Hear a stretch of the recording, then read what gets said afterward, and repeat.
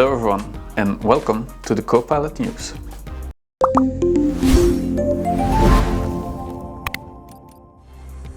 Last month, OpenAI released a new model called GPT-5, and the day it was released, Microsoft also added it to Copilot, which is really cool.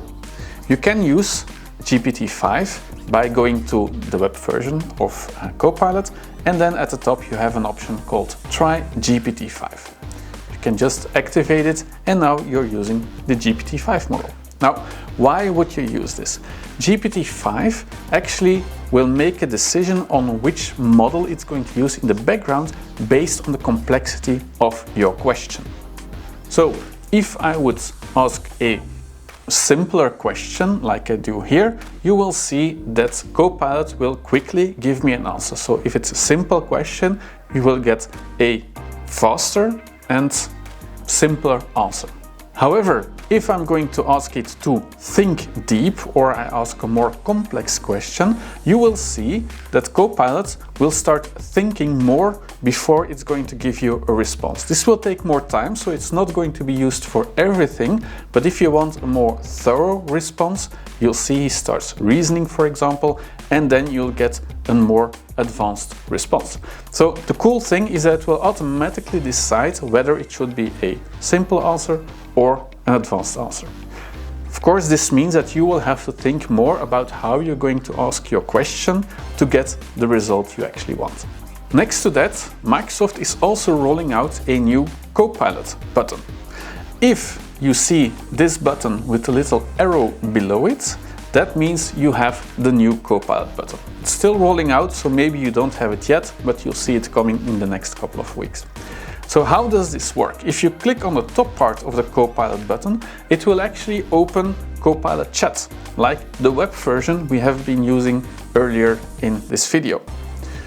You can use the same options as you have over there, ask questions about anything you like, but the results are not necessarily related to the contents of your actual document, of your current document. Next to that, you can also click on the bottom part of this button, and there you can switch between chat, which is what we see here, and app skills. And app skills is actually what was the previous version of the options you had in Copilot.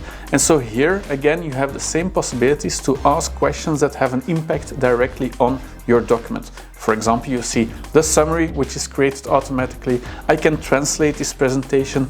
In Excel, I can ask it to add a column with a formula and so on. That is what you will do with the app skills version of Copilot. So keep in mind that you can have to switch between these two versions.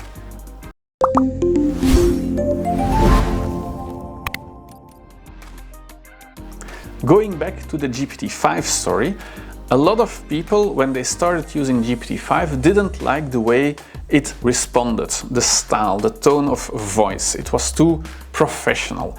Well, you can actually decide how Copilot should answer, whether you're using GPT-5 or not. You can decide how it should respond to your questions, and you do this by adding customization. To activate this or to manage your customization, you click on the three dots in the right top corner and you go to Settings. So I'm in Copilot Chat and I go to Settings. Here you'll see the Copilot personalization, and you can add custom instructions on how it should respond to you. For example, you could say, I want to have simple answers, I don't want to have a too enthusiastic tone of voice, or maybe you want to have this, and so on. You can add that as custom instructions. Next to that, Copilot will also learn from you, from your previous conversations, using Copilot memory. So if I'm going to correct Copilot frequently, saying, I don't want your answer like this, you should answer more in this tone of voice, then after a while it will start adding this to its own memory, so it knows that in next conversations it should answer in a specific way. Really cool is that if you have the paid version of Copilot, you also have a link to your work profile, so it will also know who is your manager and so on, and it will also use that information to give you the correct response.